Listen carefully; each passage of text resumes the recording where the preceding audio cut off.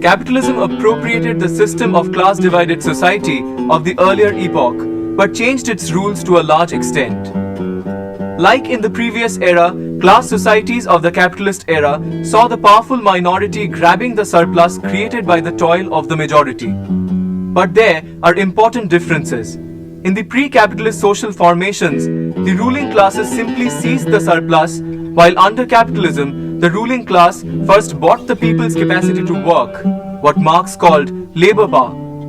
Then they took advantage of their control of the labor power to generate surplus. And previous ruling classes used almost all the surplus on their own luxury consumption or on fighting each other. The use of any of the surplus to improve the means of production was irregular. Consequently, economic growth was usually slow and sometimes negative. Capitalist ruling classes, however, were driven by economic competition. They plowed a sizable portion of the surplus back into expansion and improvement of production. This would allow them to generate more surplus. Unlike the story of the decline of feudalism, the rise of capitalism was something that Karl Marx had elaborated at much greater length. When Marx began to speak about the emergence of capitalism, his primary emphasis was on the emergence of commercial capital and primarily the role of the bourgeoisie in this respect.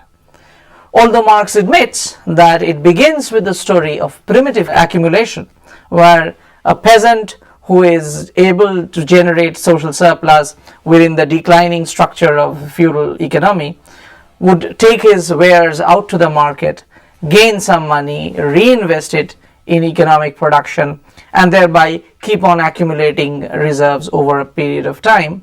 His primary emphasis was on the manner of how the intervention made by merchants bearing goods from the towns into the countryside and carrying agrarian products from the countryside into the towns managed to have a sizable profit coughed up, as it were, which was then reinvested, and how this began to feed the cycles of commerce. The question as to why this new form of class rule arose in certain parts of Western Europe and not elsewhere has long perplexed historians, including Marxist historians. It was one of the problems the 19th century sociologist Max Weber tried to deal with in his extensive and often tortuous writings. Max Weber, writing in the 1880s and 90s, began to argue that the emergence of capitalism has to be seen in conjunction with the Protestant ethics of different parts of Europe.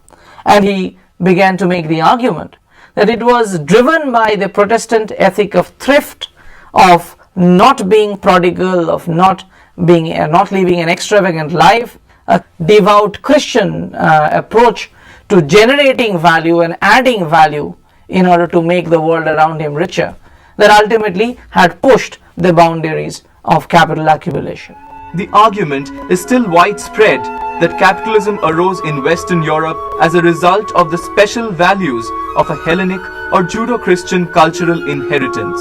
Arguments to this effect run through the great 3-volume study Capitalism and Civilization by the French economic historian Fernand Braudel. The analysis over the rise of capitalism has given rise to 2 big debates among Western Marxists. The first one in the 1940s and early 1950s, and the latter one raged within the circle of the New Left historians in the 1970s. Maurice Dobb had previously argued that feudalism had collapsed as a result of its own internal contradictions. That at a time when feudal lords were willing to increase the demand for revenue, for resources, the feudal structure was unable to accommodate it, and as a result, it collapsed. Maurice Dobb, in his understanding of the rise of capitalism, simply stretched this argument further into the 15th and 16th centuries and looked at how, in Europe, the idea of commercial capital basically began to play. And here too, Maurice Dobb began to see the surge of the force of capitalism as internal to the structure itself.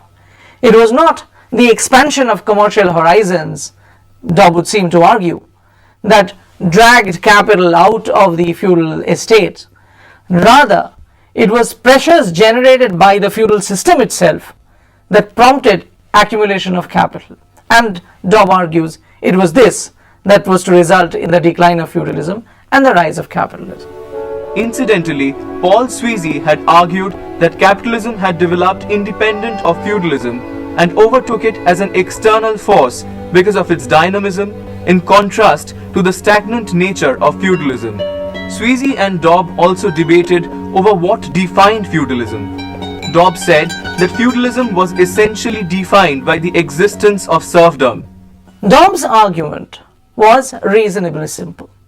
When the pressures of commercialization were generating greater demand on part of the feudal lords, it was becoming necessary for the peasants to market their produce outside the feudal market. And Dobb says, as rent was commuted into cash, in order to fetch that cash, the peasant needed to produce more and sell it to a market where it would give him greater returns. And Dobb argues that this made some peasants actually willing to go a greater physical distance away from the feudal estate to maybe the nearest entrepot, nearest market town, where their produce would fetch greater value. If a peasant raises corn and goes and sells it to the district market town, and he finds that he is making a substantial percentage more than what he used to within the bounds of the feudal estate, he would try to increase his production. Looking at him, other peasants would also want to join in. Now, everyone doesn't have modes of transport. So someone who has probably a pair of good horses alongside a cart volunteers to provide the transport that facilitates transfer of a large amount of produce from point A to point B, from the feudal estate to the market. This, Dobb argues, is primitive accumulation that is egged on by the need to make more money from within the feudal system. And Dobb argues that the success of this primitive accumulation made certain that rent would no longer be commuted back into kind. As more and more money was actually being available, as the feudal estate was becoming monetized, the estate stopped being feudal. It was no longer the control of land or production that really mattered. What ultimately mattered was control over rent. And the feudal lord of the feudal times becomes the landlord of the present times. And he has an interest in this development of a cash-based economy in the countryside. Maurice Dobb argues that this is the point where primitive accumulation manages to displace the old land-based economic order and bring it with and replace it with a cash-based order. And in this system, it was not the control over land that mattered, but rather the control over liquid wealth. Hence, capitalism. The capital, liquid wealth, which was to be reinvested in manufacturing, production, was ultimately to push the boundaries of commerce. Much of Marx's discussion on the rise of capitalism has concentrated on the East-West debate. Western Europe made the transition to capitalism in the 16th century, while Eastern Europe went through the phase of renewed feudalism, which is often called the Second Serfdom. Marxists have also pondered over why England progressed to capitalism before France did, or over the character of the society that existed in England between the era of late serfdom in the late 14th century and the full emergence of capitalism a good 3 centuries later. Brenner argued that while feudalism declined everywhere in Western Europe because there were certain rights being guaranteed by the central authority, capitalism did not emerge in a uniform manner across Western Europe.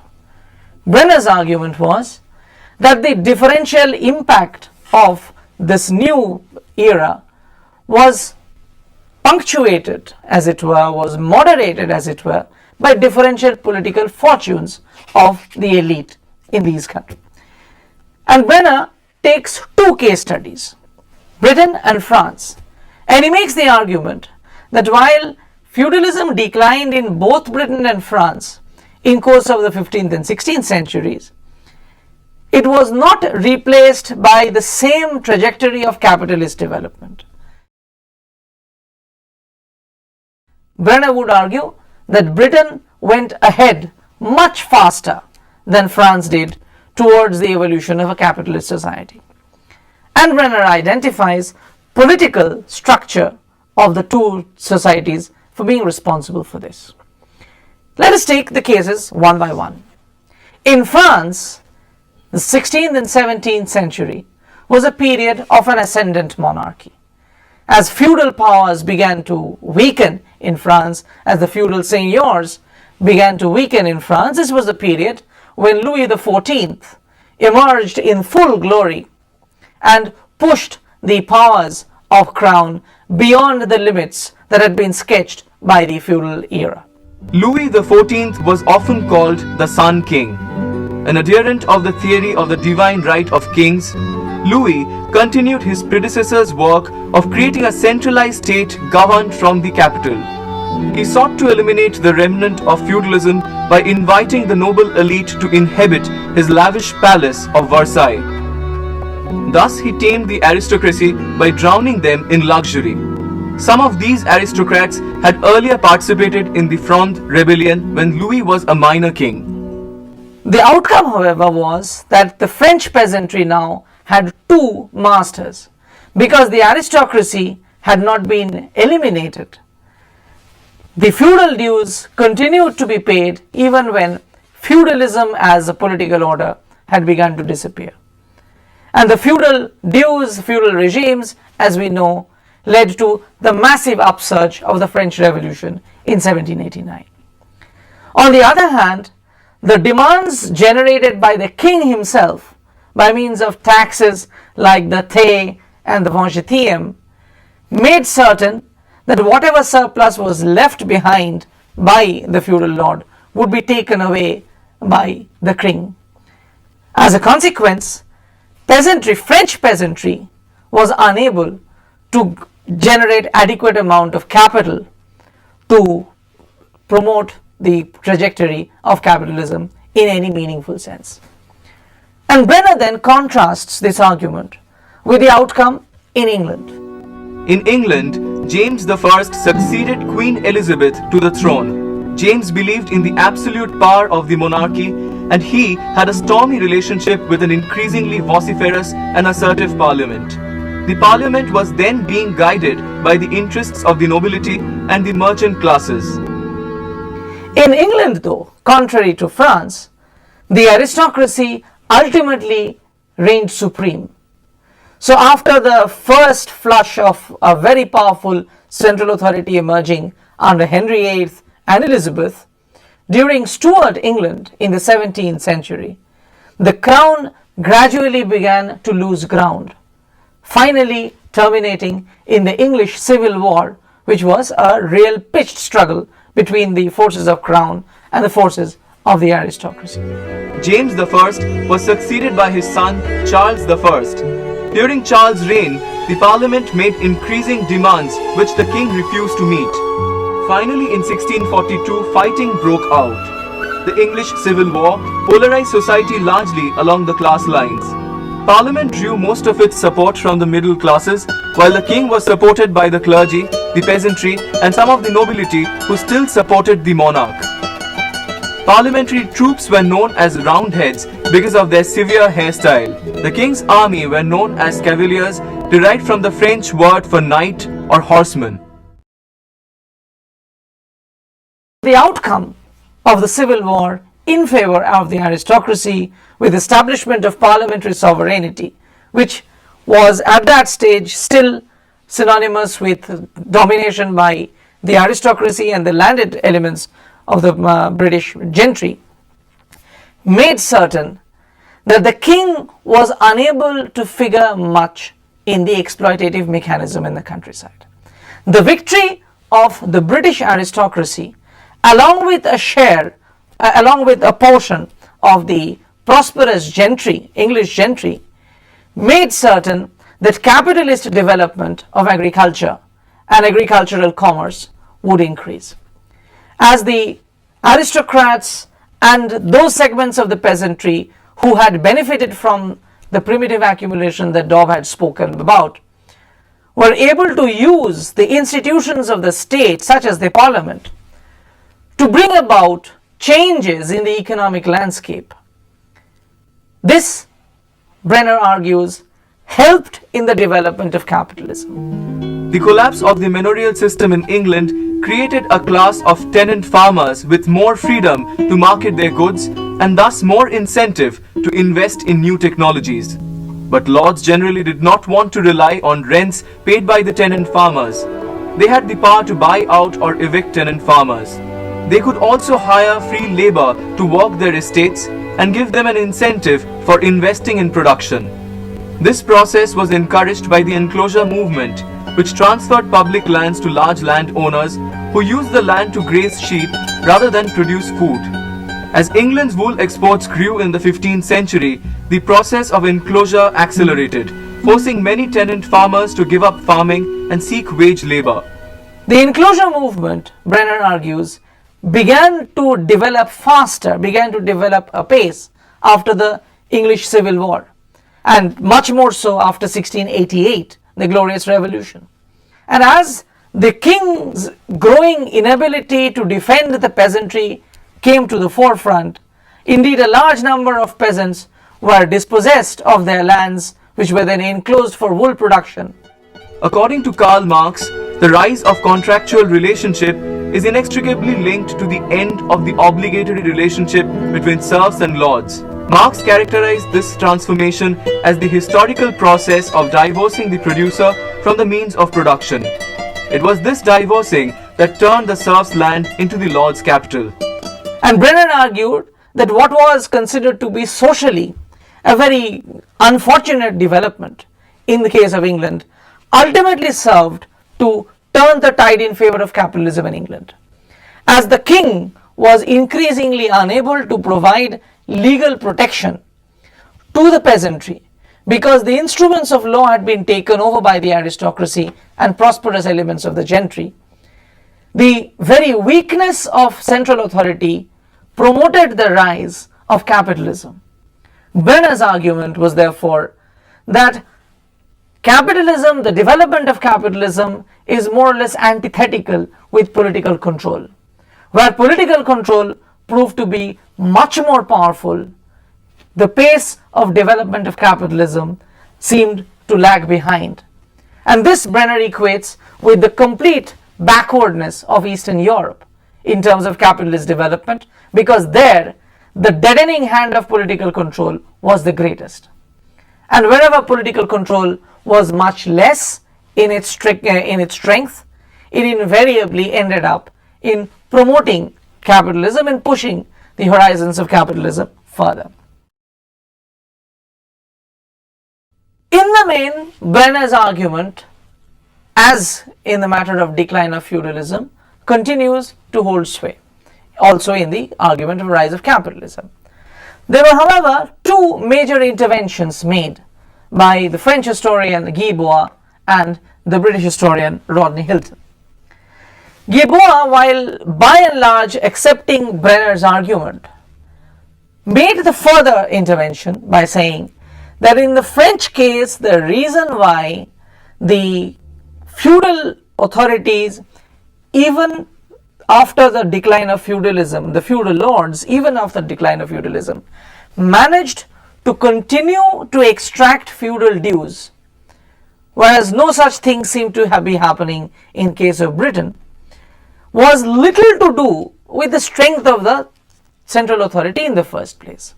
Guibois argued that the strength of the French feudal aristocracy, entrenched by centuries of feudalism, entrenched by centuries of rights and privileges bequeathed by feudalism, made it possible for them to keep on extracting oppressive feudal dues, even at a time when the king was at the height of his power.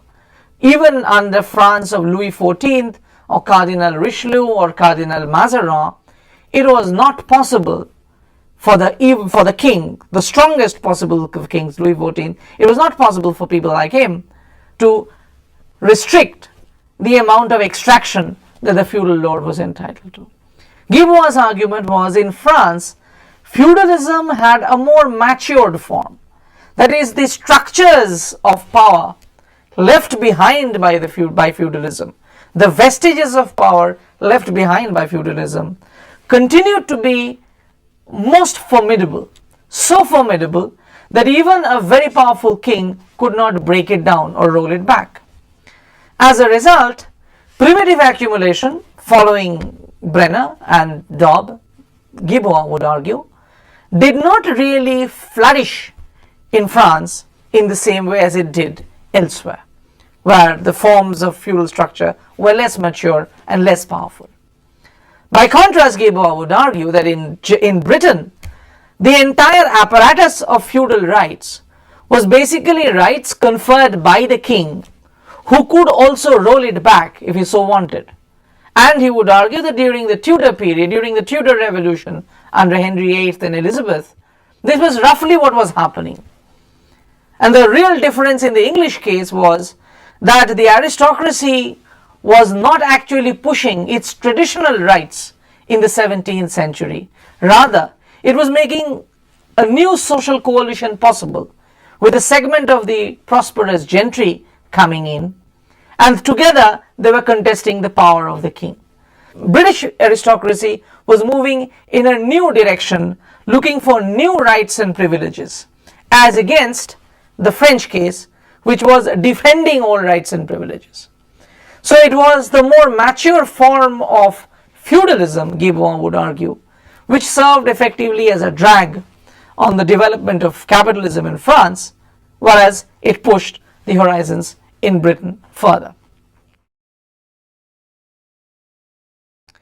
The final intervention of any significance on the emergence of capitalism in Western Europe comes from Rodney Hilton. Rodney Hilton's vast and distinguished body of work on medieval society has been a major reference point in these debates. Rodney Hilton argued that it was not simply the structures of political power that turned out to be decisive. For him, the actual historical series of events associated with France and Britain's political fortunes was perhaps much more crucial, much more decisive. He argues from the late 16th right down to the 18th centuries, France had engaged in almost incessant warfare, and much of it was on French soil itself. The 100 Years' War, followed by the wars of expansion fought by Louis, the religious wars between the Huguenots and the Catholics in France, all of these served ultimately to physically devastate France. So at a time when conditions were becoming favorable, at a time when the rigors of feudalism were beginning to dismantle, primitive accumulation, Hilton argues, can happen only when there is a degree of social peace and harmony. In periods of turmoil, in periods of disquiet, commerce does not flourish adequately. And Hilton argues that the reason why French capitalism lagged behind, the reason why neither the crown nor the feudal aristocracy were able to think new things was because they needed to extract more and more cash. Hilton says, compare this with the British situation. It is true that Britain fought all the while, all through this period. But after or aside from the wars with Scotland or France's intervention in Scotland, the mainland of England was never actually touched by warfare. So at a time when France progressively saw a decline in its cattle population, for instance, in Britain, cattle population, animal population actually began to grow. Also, the loss of lives in France were much greater as a result of the 100 Years' War and the various other wars that followed, because not only was France losing the lives of its soldiers, but also the life of its civilian population. In Britain, the only loss of life was limited to the battlefield. So a larger number of people were able to produce a larger amount of crop, a larger quantum of crop and products, which was feeding into growing demand for warfare. Indeed, but nevertheless, Hilton's argument remains that in the French case, the warfare ultimately compromised France's ability to move in the direction of productive employment and productive manufacture. Whereas in the British case, the very fact that there was complete harmony and complete quiet in the social setting made economic production flourish in peace. According to Marx, the rise of capitalism led to a realignment of classes with two very different kinds of commodity owners emerging. On the one hand, there were the owners of money, means of production, means of subsistence, who were eager to valorize the sum of value they would appropriate by buying the labor power of others. On the other hand, there were the free workers, the sellers of their own labor power and therefore the sellers of labor. They were free workers in a dual sense. They neither qualified as means of production themselves, nor did they own those means of production that transformed land and even money into what we now call capital. Marx labeled the developments taking place in this period as the prehistory of capitalism.